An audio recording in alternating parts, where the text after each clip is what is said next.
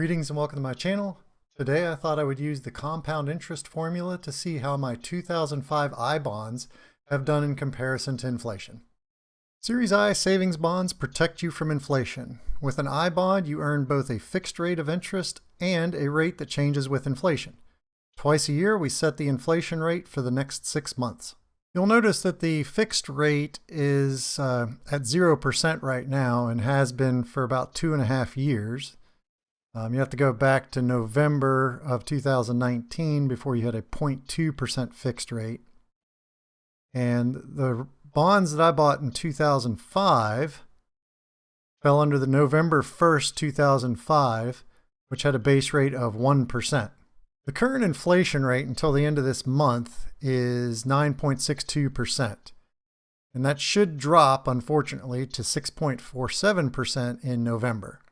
Since the inflation component of I bonds is determined by CPI-U, I'm going to use CPI-U, but I'm also going to compare CPI-W just to see what kind of differences we have between the two. Since CPI-W is used for things like your adjustments to Social Security, the COLA, and military pensions, that sort of thing. This is the Treasury Direct Bond Calculator. I'm using a bond that I purchased back in December of 2005, and I'm calculating it as of September of 2022, since the October CPI numbers aren't out until November 10th.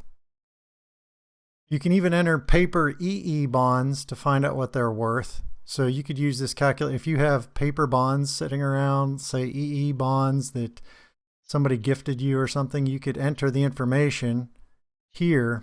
You don't have to enter the bond serial number, but you enter the issue date and it'll automatically calculate the value as of whatever date you put in here. So it'll calculate up till October of 2022. Also remember that the Series EE and I bonds stop earning interest after 30 years. I'm using the compound interest formula to determine what annual rate would have resulted in the amount of total inflation we have seen over the past 16.75 years, and the annual rate of return of my I bond. Notice that both the CPI-U and CPI-W have an effective annual rate of about 2.5%. My I bond is just about 1% higher at 3.45%, which makes sense since it has a 1% fixed rate. Without the fixed rate, my bond would be worth about $1,500 instead of $1,763, or almost 18% less. Without the fixed rate, my I bond would have just barely kept up with inflation, maybe slightly behind due to a little bit of lag since it's only adjusted every 6 months.